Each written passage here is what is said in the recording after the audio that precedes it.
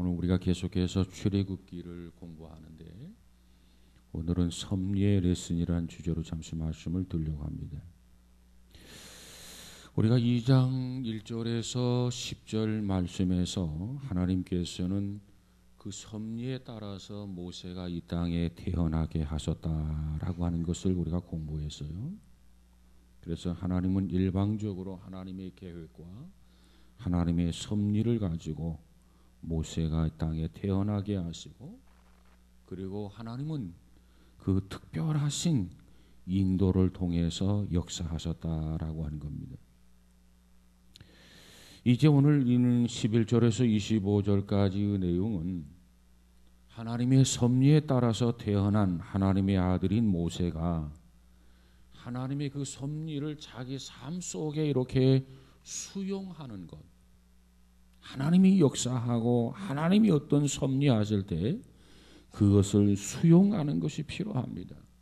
그 수용하는 것을 배워나가는 과정이 오늘 본문에 기록되어 있는 내용이다.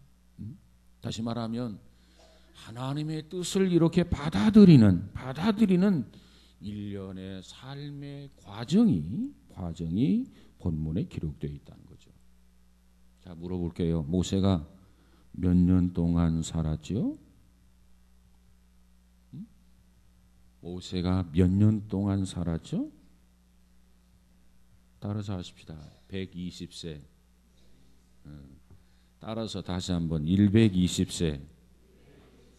120세나 120세나 똑같은 말이에요.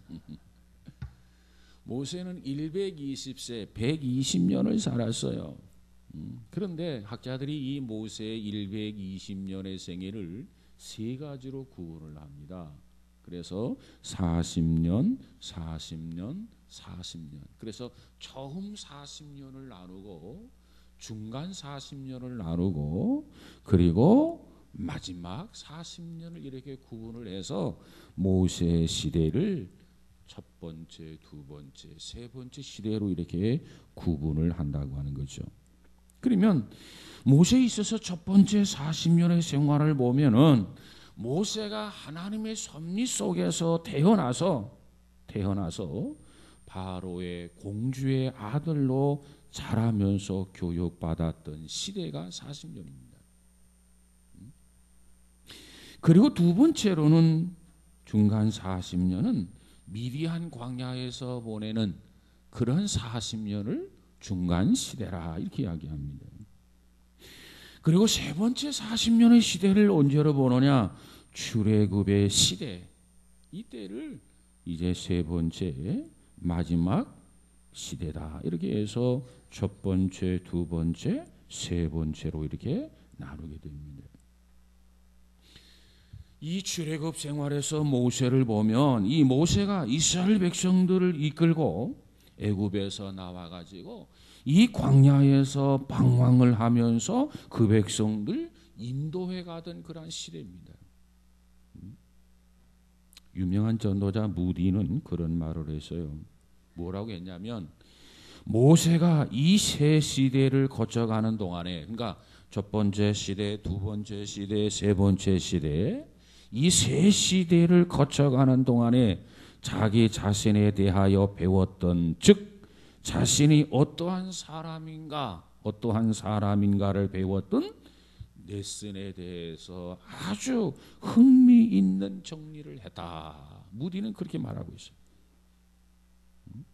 그러면 도대체 어떻게 정리했기에 아주 흥미있는 정리를 했다고 하느냐 이렇게 이야기합니다. 처음 40년의 시기는 애굽의 왕자로서 로얄 패밀리에서 자라났던 그 과정, 그가 자기 자신에게 인식했던 자기 인식을 한마디로 정리한다면 나는 굉장히 잘난 사람이다. 이것이 처음 40년 이 애굽의 교육을 통해서 그가 자기 자신에게 가지고 있는 인식이었다는 겁니다. 나는 굉장한 사람이다. 나는 훌륭한 사람이다. 이런 인식을 처음 40년을 통해서 모세가 가질 수 있었다는 겁니다. 그 다음에 두 번째 40년은 이 광야 시대를 통해서 가졌던 40년의 시기인데, 이 40년을 통해서 모세는 자기 인식을 어떻게 하느냐? 자기 인식을 이렇게 합니다. 나는 아무것도 아닌 사람이다. 그러니까 애굽에서 40년 교육을 받을 때는 나는 굉장히 귀한 중요한 사람이다. 굉장한 사람이다. 굉장히 잘난 사람이다. 이런 어떻게 보면 이 교만한 마음을 가지고 스스로 그렇게 인식했다는 거예요. 근데 광야 40년을 통해서는 나는 아무것도 아닌 사람이다. 응? 굉장히 잘난 사람이라고 하는 데에서 나는 아무것도 아닌 사람이다. 많이 달라졌죠. 많이 겸손해졌죠. 자, 그 다음에 출애굽의 영웅으로 살아갔던 이스라엘 백성들의 리더로 살아갔던 마지막 40년 동안 모세는 자기 자신이 어떻게 인식을 했느냐 하면 나는 하나님의 사람이 되었습니다. 나는 하나님의 사람입니다. 이것이 마지막 40년을 통해서 모세는 자기 스스로 자기 인식을 그렇게 했다라고 하는 것입니다. 자, 그러니까 처음 40년의 기간은 나는 굉장히 잘난 사람이다. 스스로 잘났다는 거죠. 스스로 똑똑하다는 거예요. 그런 사람이 광야 40년을 통해서 나는 아무것도 아닌 사람이다. 나는 별 볼 일 없는 사람이다. 그리고 출애굽을 하면서 광야 40년을 보내게 되는데, 그때 모세가 자기 인식을 뭐라고 하느냐? 나는 하나님의 사람이다. 이것이 모세가 달라지고 변화된 그런 모습이라는 겁니다. 자, 이렇게 모세의 생애를 세 가지 단계로 우리가 나눠볼 수 있는데, 자, 2장 11절을 한번 가서 읽어볼까요? 11절 시작. 모세가 장성한 후에 한 번은 자기 형제들에게 나가서 그들이 고되게 노동하는 것을 보더니 어떤 애굽 사람이 한 히브리 사람을 곧 자기 형제를 치는 것을 본지라. 자, 여기서 중요한 것은 11절 서두에 보니까 모세가 뭐한 후에? 장성한 후에. 장성한 후에. 자, 10절에서 11절. 11절을 또 가서 볼까요? 11절. 10절을 한번 봅시다. 10절. 시작.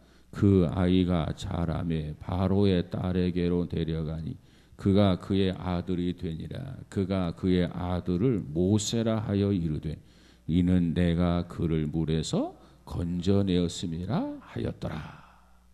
그러니까 자, 이렇게 모세가 태어나고, 그리고 11절에 모세가 장성한 후에, 10절은 어린 태어난 모세를 의미하고, 그리고 11절에 보면 모세가 어느 정도 성장한 후에 그 소리죠. 그러니까 그러면 이 10절과 11절 사이에 몇 년의 세월이 흘렀다고 봐야 되느냐? 보통 40년의 세월이 흘렀다고 봐야 된다, 이렇게 이야기합니다. 그러니까 1단계에서 2단계로 넘어가는 그런 전환되는 그런 시간의 사건을 의미한다, 이렇게 정리해 봅니다. 그러니까 다시 말하면 40년간의 애굽의 궁중 생활, 이 바로의 공주에게 양육을 받고 애굽에서 교육을 받고 성장했던 처음 40년에 이제 애굽 생활을 모두 청산하는 전기가 오늘 본문에 언급되어지고 있는 그런 내용이라는 겁니다. 그런데 지난 40년 궁중에 살면서 최고의 교육을 받으면서 최고의 어떤 신분을 가지고 그가 하나님의 레슨을 톡톡히 받았습니다. 근데 모세가 이와 같이 하나님께서 가르치시는 이와 같은 하나님의 레슨을 수용하는 과정을 세 가지로 정리해 볼 수 있는데, 이것이 오늘 본문의 대지가 됩니다. 첫 번째가 뭐냐면 위대한 출발이다. 두 번째가 뭐냐? 위대한 실패다. 그리고 세 번째가 뭐냐? 위대한 교훈이다. 이렇게 세 가지로 이렇게 생각해 볼 수 있어. 위대한 출발, 위대한 실패, 위대한 교훈. 그는 출발을 멋있게 하는 거죠. 위대하게 출발을 합니다. 자신 있게 출발합니다. 의욕적으로 출발합니다. 그런데 보기 좋게 실패를 하죠. 그 실패가 위대한 실패가 될 수 있겠나? 예, 실패도 위대한 실패가 있어요. 어떤 면에서 위대한 실패라고 말하느냐? 예, 그것은 조금 후에 다시 공부하도록 하겠습니다. 자, 우선 위대한 출발이 있었고, 그리고 위대한 실패가 있었고, 그 실패를 통해서 위대한 교훈을 캐치하는 그런 모세를 우리가 발견할 수 있다라고 하는 것입니다. 자, 그러면 먼저 위대한 출발에 대해서 한번 생각해 보는데, 오늘 본문 11절을 다시 보면 뭐라고 말합니까? 모세가 장성한 후에 한 번은 자기 형제들에게 나가서 그들이 고되게 노동하는 것을 보더니 어떤 애굽 사람이 한 히브리 사람 곧 자기 형제를 치는 것을 본지라. 그래서 자기 민족, 여기서 모세가 자기 민족이라고 하면 어느 민족을 말하나요? 히브리 민족을 말합니다.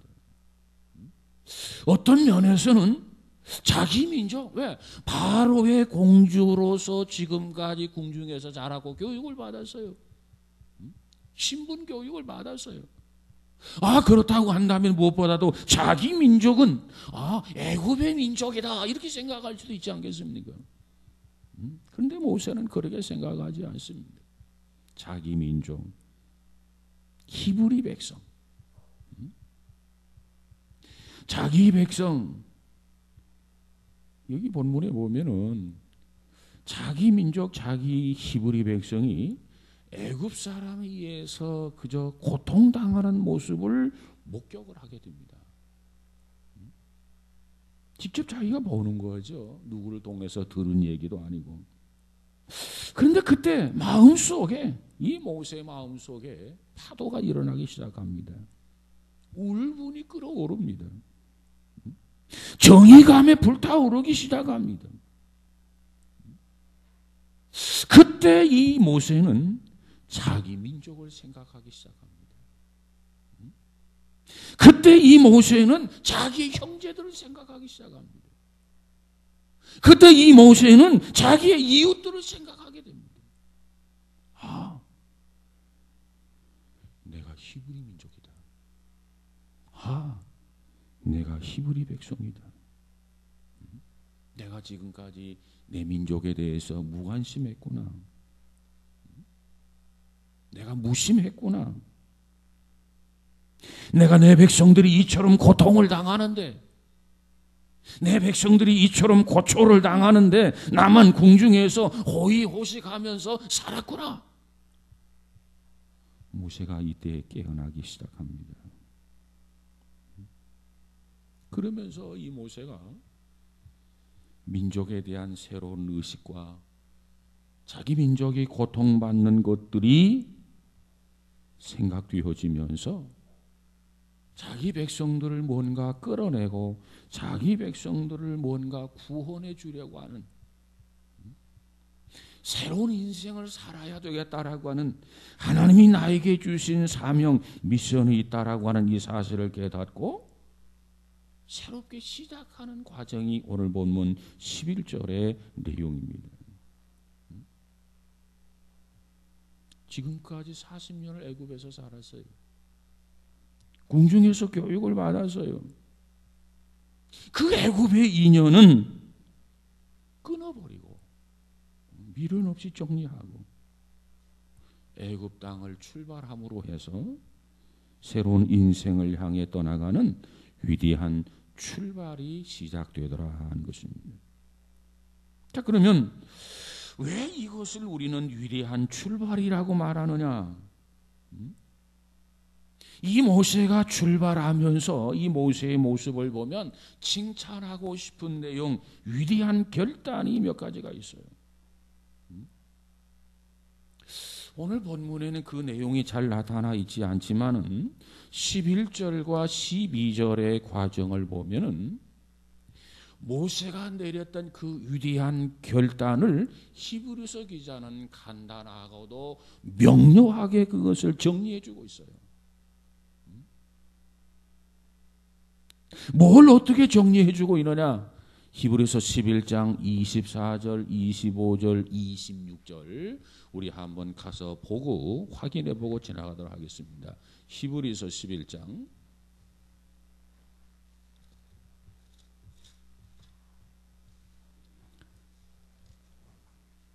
24절, 25절, 26절까지 우리 함께 같이 보도록 하겠습니다.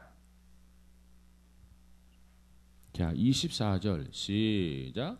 믿음으로 모세는 장성하여 바로의 공주의 아들이라 칭함받기를 거절하고 도리어 하나님의 백성과 함께 고난받기를 잠시 죄악의 낙을 누리는 것보다 더 좋아하고 그리스도를 위하여 받는 수모를 애굽의 모든 보화보다 더 큰 재물로 여겼으니 이는 상 주심을 바라봄이라. 아멘. 자, 여기 보니까 아주 중요한 결단, 중요한 단어가 나오죠. 모세가 위대한 출발을 하게 되는데 무엇을 통해서 모세의 이와 같은 것을 위대한 출발이라고 말하느냐? 중요한 단어, 거절할 것을 거절하고 출발한다는 겁니다. 그렇기 때문에 위대한 출발이에요. 여기서 말하는 중요한 단어가 뭐라고요? 거절하고. 자, 24절을 다시 한번 볼까요? 시작. 믿음으로 모세는 장성하여 바로의 공주의 아들이라 칭함받기를 거절하고. 그는 거절했어요. 그는 버리고 떠났어요. 공주의 아들이라는 그 자리, 공주의 아들이라고 하는 그 칭호, 공주의 아들이라고 하는 그 모든 권한, 이거 모두 다 포기해버렸어요. 그리고 출발하게 됩니다. 무엇이 위대한 출발이냐? 이와 같이 소중한 것임에도 불구하고 거절할 것을 거절하고 이와 같이 결단을 해서 출발하는 그 출발이 있었기에 모세는 위대한 출발을 했다, 이렇게 봅니다. 모세가 결단을 내는데 거절하고, 무엇을 거절했다고 했죠? 공주의 아들이라 칭함을 거절하고. 그러면 여기서 공주의 아들이란 어떤 거냐? 무엇을 말하느냐? 몇 가지만 생각해 보려고 합니다. 첫 번째로 그는 명예와 권세를 거절했다는 겁니다. 애굽에서 바로 왕의 공주의 아들이라고 하는 것이 얼마나 대단한지 몰라요. 그 당시 애굽은 세계의 최강대국이었어요. 여러분, 공주의 아들이라고 하는 그 자리, 그 칭호만 해도 그가 누릴 수 있는 특권, 그가 누릴 수 있는 명예, 얼마나 대단한지 몰라요. 어떤 면에서는 공주의 아들이다 그러면 모든 사람들이 다 엎드려야만 했습니다. 이 공주의 아들이다, 그 하나만도 얼마나 대단한지 몰라요. 어쩌면 산천이 떠는 그 자리였단 말이에요. 여러분, 우리나라도 폐하의 아들이 자꾸만 문제가 돼가지고 말썽을 피우지 않습니까?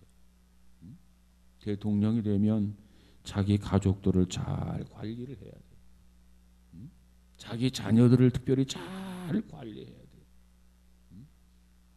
로얄 패밀리의 가족이라고 해서 세인의 관심의 대상이 되고 많은 사람들이 아부하고, 그래서 많은 사람들이 마지막에 망신당하고 감옥에 수감되는 일들이 우리나라에 얼마나 많습니까? 그런데 모세는 이 바로의 공주의 아들이라고 일컬어지는 그 모든 명예, 권한이 다 있었지만은 이 모세는 어떻게 결단하느냐? 이 모든 것을 다 거절했다는 거예요. 그리고 출발합니다. 그러니까 위대한 출발이 되는 거예요. 그러면 이 당시의 공주라고 하면 누구를 말하느냐?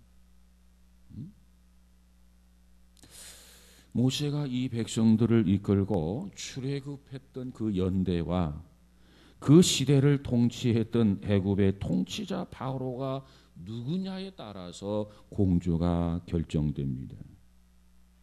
그런데 이 출애굽에 대한 연대 두 가지 설이 있어요. 하나는 주전 1500년대로 보는 조기설이 있고, 그리고 또 하나는 그 이후 그죠? 나타난 후기설. 그래서 1500년대 전에 이 바로 공주가 아니겠나. 일부에서는 아니다, 그 후에 바로 공주가 누구인지를 알아봐야 된다. 뭐 이래서 조기설과 후기설이 있는데, 뭐 누가 됐든지 간에 우리가 강조하고 싶은 것은 모세가 그 많은 명예, 그 많은 권한, 권세, 모든 것들을 이런지하에 거절했다. 이게 중요한 거예요. 특별히 이 바로 편에서 모세를 정리해 보면 모세는 어떠한 사람이었느냐? 바로의 위를 이을 수 있는 후계자가 당시에 모세밖에 없었다는 겁니다. 그래서 어느 성서학자는 그렇게 말을 하고 있어요. 모세가 가만히만 있으면, 뭐 움직일 필요도 없고 정치할 이유도 없고 가만히만 있으면 모세는 자동적으로 바로의 위를 이었을 것이다. 이렇게 이야기합니다. 그러니까 가만히만 있었으면 바로의 후계자가 될 수 있었다는 거예요. 눈만 딱 감고 있으면, 그저 귀만 좀 막고 있으면 애굽의 왕이 돼가지고 애굽을 호령하는 것이 아니라 세계를 호령하고 세계를 움직일 수 있는 그러한 권력자가 될 수 있는 절호의 기회라고 말해요. 그런데 그 놀라운 명예를 모세는 거절했어요. 그 엄청난 권세를 모세는 거절했어요. 그렇기 때문에 모세가 거절한 이 결단은 한마디로 말하면 보통 결단이 아니다. 그래서 위대한 출발이라고 이렇게 말하는 것입니다. 그러면 이 모세가 어떻게 해서, 아니 그 명예를 잘 몰랐나? 권세라고 하는 것을 몰랐나? 그러니까 이렇게 헌신짝처럼 그 명예와 권세를 거절하고 가만히 있으면 애굽뿐만 아니라 세계를 움직일 수 있는 그런 권한이 있는데 왜 모세가 이와 같은 것들을 거절했을까? 뭘 몰랐나? 결국 그렇지 않습니다. 모세가 거절할 수 있었던 것은 성경은 뭐라고 말씀하느냐? 믿음으로 거절했다고 하는 걸 강조하죠. 믿음으로. 그러니까 그의 어머니와 아버지가 보여주었던 그 믿음이 자녀에게 그대로 심겨진 거예요. 그리고 애굽에서 40년 교육을 받을 때는 그 자체가 그 안에 어떤 믿음의 역사가 없었어. 그런데 40년을 지내고 자기 민족이 고초당하는 것 보고, 자기 민족이 신음하는 것을 보고, 자기 민족이 매맞는 것을 보고 그의 마음속에 믿음이 살아난 거죠. 그래서 믿음으로 모세는 거절했더라.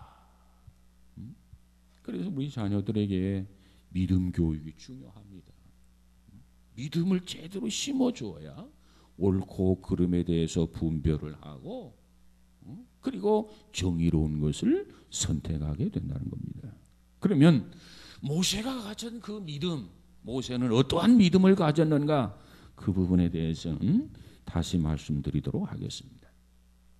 자, 그 다음에 두 번째로 모세는 명예와 권세를 거절했고, 그 다음에 모세는 쾌락을 거절했더라. 쾌락. 오늘 본문 히브리서 25절을 한번 가서 볼까요? 11장 25절. 24절에 믿음으로 모세는 장성하여 바로의 공주의 아들이라 칭함받기를 거절했다. 믿음으로 거절했어요. 권세, 권한, 명예, 모세가 모를 리가 없죠. 특별히 애굽은 그 당시 정치가 굉장히 이루어졌던 곳이거든요. 그러니까 그 정치 세계를 모세가 나이 40이 되었기 때문에 충분히 인식하고도 남았을 거예요. 그런데 믿음으로 거절했더라. 모세의 믿음, 참 위대한 믿음이에요. 그 다음 25절을 다시 봅니다. 시작. 도리어 하나님의 백성과 함께 고난받기를 잠시 죄악의 낙을 누리는 것보다 더 좋아했다. 그래서 쾌락을 거절합니다. 하나님의 백성, 자기 말하면 다시 말하면 자기 민족, 자기 동족과 함께 고난받기를 잠시 죄악의 낙을 누리는 것보다 더 좋아하고, 그래서 더 좋아하고. 모세는 무엇보다도 무엇을 선택했죠? 죄악의 낙을 누리는 것보다 하나님의 백성과 함께 고난받는 길을 선택했어요. 잠시 죄악의 낙을 누리는 것보다. 다시 말하면 낙을 거절했다는 겁니다. 쾌락, 즐긴다고 하는 거, 이게 참 좋은 거예요. 즐기는 것 그 자체는 결코 나쁜 게 아닙니다. 문제는 건강하게 인생을 즐기는 방법을 찾아야 해요. 그건 결코 나쁜 거 아니에요.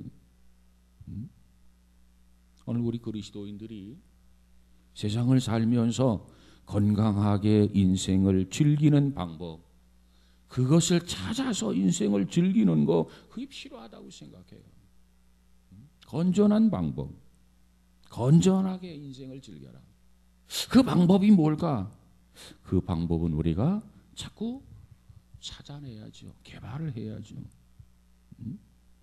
오늘 교회 안에서는 그저 하지 말라고 하는 것은 많은데 그저 하라고 하는 것은 별로 없죠. 왜 하지 말라고 하는 것은 많은데 하라고 하는 것은 별로 없느냐? 그 이유가 있어요. 어떤 이유냐? 많은 경우 그 즐거움의 배후에는 뭐가 있느냐면 죄악과 관련이 되어 있기 때문에 그래요. 그래서 하지 말아라, 하지 말아라 이렇게 말하는 거죠. 그러니까 우리는 무엇보다도 인생을 즐기려고 하면 이 죄악과 관계가 없는 것들을 자꾸 개발을 해서 그 인생을 즐기는 거, 이게 필요해요. 그러면 우리 신앙인들이 인생을 건강하게 즐기는 방법이 뭐가 있을까? 아마도 스포츠가 가장 안전한 방법이 아니겠나 이런 생각을 해봐요. 여러분, 우리 예수 믿는 사람도 인생을 즐길 줄 알아야 합니다. 자, 사람들이 왜 죄를 짓느냐? 사람들이 죄를 짓는 이유가 있어요. 그 이유는 간단합니다. 왜 사람들이 죄를 지어요?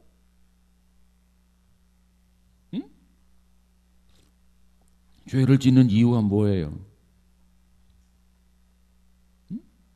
간단하다고 말씀드렸는데 간단하지 않은가? 욕심 때문에. 또 왜 사람들이 죄를 짓죠?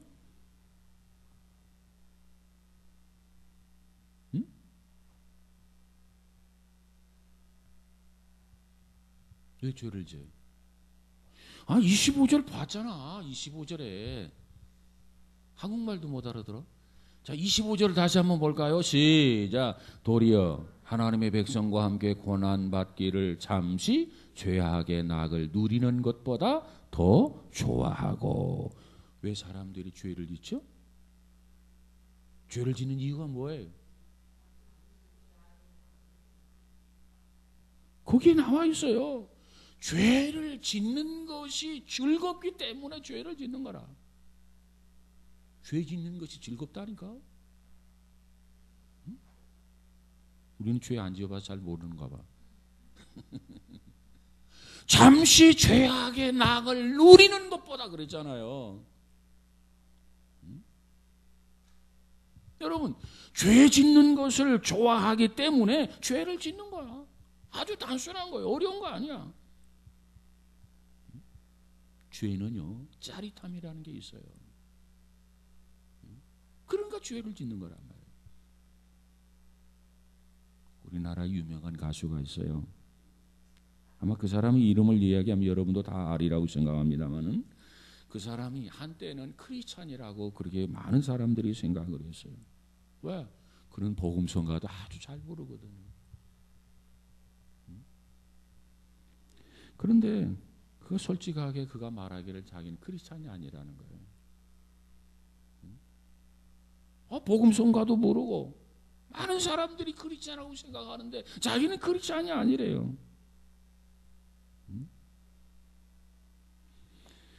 미국에 초청을 받아서 유학까지 갔다가 끝이 못하고 마치지 못하고 돌아온 사람인데, 그래서 물었어요. 아니, 왜 당신은 예수 그리스도를 믿지 않느냐고, 왜 그리스도를 구주로 영접하지 아니하느냐고. 그랬더니 그 대답이 단순해요. 그 대답이 뭐냐면 죄를 짓고 싶어서 그렇습니다. 죄를 짓고 싶어서 예수를 못 믿는다는 거라. 죄를 짓고 싶어서 그리스도인이 될 수 없다는 거라. 자기는 너무너무 죄 짓는 게 즐겁다는 거라. 그래서 그것을 결국 그 즐거움을 포기할 수 없다는 거예요. 그래서 몇 번씩 이혼도 하고 말이죠. 그러면서 성가를 또 곧잘 불러요. 여러분, 성가의 목적이 뭐예요? 우리가 성가를 부르는 목적이 뭐예요? 성가 안 불러? 성가를 부르는 목적이 뭐냐고. 알면서도 왜 대답을 안 해? 우리가 성가를 부르는 목적은 사람을 즐겁게 하기 위해서가 아니라 하나님을 즐겁게 하기 위해서 성가를 부르는 거예요. 하나님을 기쁘게 하기 위해서. 그렇다고 한다면 제가 그리스도인이 아니라면 성가를 부르지 말아야죠. 그리스도인이 아니면서, 나는 그리스도를 믿지 않는다고 말하면서, 나는 죄 짓고 싶어가지고 예수를 믿을 수가 없다고 말하면서 왜 성가를 부르냐는 거죠. 이것은 마치 크리스찬이 아니면서 그저 더덕더덕 목걸이에도 십자가, 반지에도 십자가, 귀걸이에도 십자가, 그저 팔걸이에도 십자가, 그렇게 하고 다니는 거하고 무엇이 달라요?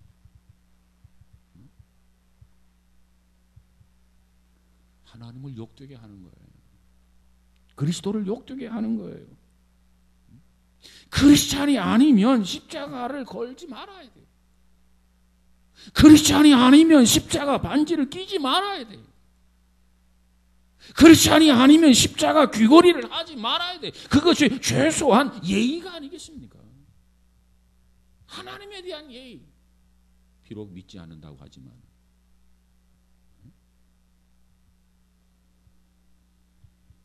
물론 그들은 믿지 아니하니까 액세서리로 이렇게 걸고 달고 다니겠지만, 그러나 그것마저도 기본적인 예의는 있어야 된다고 생각을 해요. 여러분, 사람들이 죄악을 떠나야 함에도 불구하고 떠나지 못하는 이유, 그 이유는 단순하고도 직접적인 원인은 곧 죄악의 낙이 있기 때문에 그렇다. 낙, 즐거움이 있다 그 말이에요. 왜 도둑질하느냐? 다른 사람의 것을 도둑질하는데 짜릿한 뭐가 낙이 있어요. 그러니까 자꾸 도둑질하는 거라. 자꾸 다른 사람이 그 자꾸 훔치는 거야.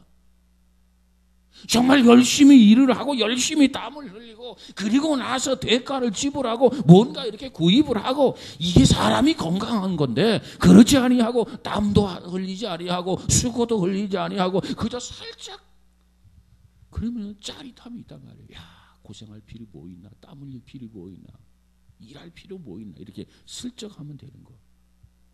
그래서 그 버릇을 걔 못 주는 거예요. 한 번, 두 번 성공할 수는 있겠지요. 평생 동안 안 걸려들겠습니까? 그래서 교도소 가는 거야. 근데 교도소 갔다 와서도 그 짜릿함이 계속 여운으로 남아있어. 그래서 어떤 사람은 교도소에서 나오면서 또 도둑질을 해요. 또 들어가고. 참 안타까운 일이죠. 죄악에는 즐거움이 있습니다. 죄악에는 낙이 있습니다. 죄악에는 짜릿함이 있습니다. 그렇기 때문에 죄를 범하는 거라. 자, 그런데 오늘 본문 25절에 보면은 단서가 하나 붙어 있어요. 그 단서를 우리가 주목해 보시기 바랍니다. 다시 볼까요? 25절 시작. 도리어 하나님의 백성과 함께 고난받기를 잠시 죄악의 낙을 누리는 것보다 더 어떻게? 좋아하고 그랬어요. 잠시 죄악의 낙을 누리는 것보다 그랬어요. 자, 여기 보니까 죄악의 낙을 얼마 동안 즐길 수 있다고요? 죄악의 낙이 얼마 동안 간다고요? 잠시라는 거죠, 잠시. 여기 보니까 그 앞에 잠시 죄악의 낙을 누리는 것보다. 죄악의 낙이라는 것이 무한정 계속되는 게 아니야. 잠시야, 잠시. 짜릿함이 있고 기쁨이 있고 즐거움이 있는 것 같이 생각하지만은 그것은 잠시 동안이란 말이에요. 잠시 동안. 오래 가지 못해. 길지 못해. 잠시. 이게 문제라. 즐거운 것 같지만 죄는 언제나 쾌락을 수반합니다. 그래서 우리에게 기쁨을 주고 우리에게 쾌락을 주고 우리에게 짜릿함을 주는 것처럼 그렇게 보여져요. 그러나 그건 결코 길지 못하다. 우리가 이 마약을 하는 사람들 이야기 들어보면 그 마약을 먹으면 환각 상태가 된다잖아요. 아주 기분이 좋아진다잖아요. 그것 때문에 마약을 계속 하는 거라. 마약하는 사람들이 그 마약이 좋은 거 아닙니다. 그거 하면 안 됩니다. 그거 몰라서 하는 거 아니야. 나쁜 거 다 알아. 그럼에도 계속해서 거기서 벗어나지 못하는 이유는 뭐예요? 환각 상태에 빠지니까. 그걸 잊어버리지 못하는 거라. 그게 자꾸 생각이 나는 거야. 그러니까 자꾸 마약에 손대는 거야. 그러나 그 환각 상태는 잠시예요. 길지가 않아요. 다시 깨어나게 된단 말이에요. 깨어나면 어떻게 되느냐? 마약을 손에 댄 사람은 깨어나게 되면 후유증을 앓게 되잖아요. 거기서 깨어나게 되면 죄값을 지불해야 할 아픔과 고통이 수반되는 거예요. 참 모세가 위대하다고 하는 것은 그가 이 죄악의 정체를 꿰뚫어 보았다는 거예요. 죄악 잠시 낙을 누리는 것보다 자기 동족과 더불어서 고난받는 것을 선택하는 이 자세, 이 분별력이 모세에게 훌륭한 면입니다. 모세 자신이 이 죄악의 정체를 분명히 알고 있었어요. 이 죄악의 환각을 꿰뚫어 보았어요. 잠시 나를 기쁘게 하고 잠시 나를 즐겁게 하지만 이건 아무것도 아니다. 나에게 고통을 가져다 주는 것이다. 나아가서 하나님 뜻을 거역하고 하나님의 섭리를 배반하는 것이다. 이 결단이 모세에게 있었기 때문에 모세는 그와 같은 것을 거절할 수 있었다. 그래서 그는 뭐라고 설명합니까? 25절에 보면 도리어 하나님의 백성과 함께 고난받기를 잠시 죄악의 낙을 누리는 것보다 더 좋아했더라. 그랬어요. 자기 백성들과 같이 고난받는 것, 자기 백성들과 같이 신음하는 것, 자기 백성들과 같이 고통당하는 것, 이것을 더 존귀하게, 더 보람있게, 더 가치있게 그가 생각을 했다는 거예요. 그러니까 거기에 비해서 잠깐이지만 어떤 짜릿함을 가져다주는 그런 죄와 죄악의 낙을 거절할 수 있었어요. 우리가 자녀들 양육함에 있어서 이런 가치를 자녀들에게 심어줘야 되지 않겠나? 이런 교육이 가정에서부터 있어야 되지 않겠나? 그래서 특별히 기도하면서 자녀에게 신앙교육을 잘 시킬 수 있는 믿음의 부모들이 다 되시기를 주의 이름으로 축원합니다. 모세가 40년 동안 잊어버리고 살았다가 어느 날 자기 민족이 고통당하는 것 보면서 생각이 난 거라. 이게 하나님의 역사예요. 여러분이 자녀들에게 믿음을 심어주면 그저 하나님 없이 사는 것 같지만 어느 날 하나님 앞에 붙잡혀서 모세처럼 쓰임받는 역사가 나타나게 될 줄로 믿습니다. 그런 보람이 있을 거예요. 그러한 열매가 있을 것입니다.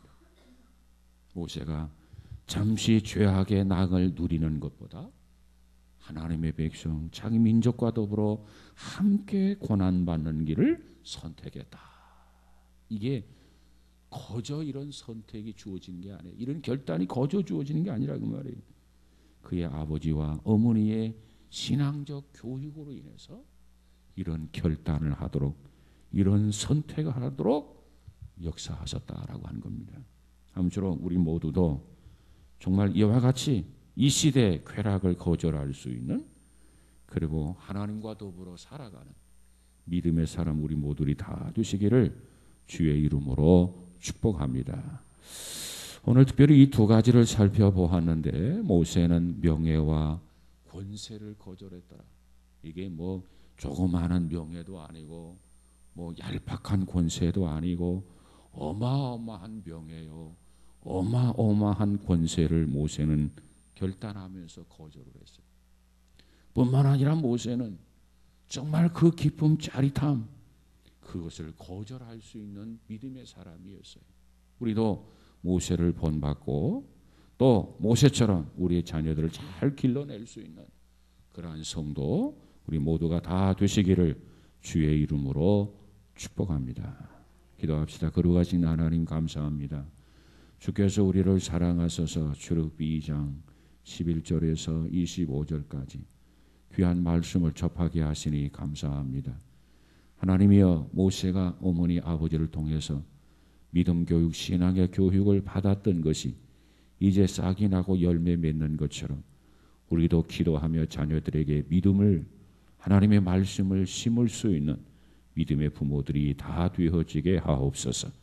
그래서 우리의 자녀들이 결코 흔들리지 않게 하시고 요동하지 않게 하시고 어떠한 시점에서 분별해서 결단할 수 있는 결단력 있는 자녀들이 다 되어지게 하여 주옵소서. 그래서 하나님을 기쁘게 해드리고 하나님을 영화롭게 해드리는 귀한 성도들이 되어지게 하옵소서.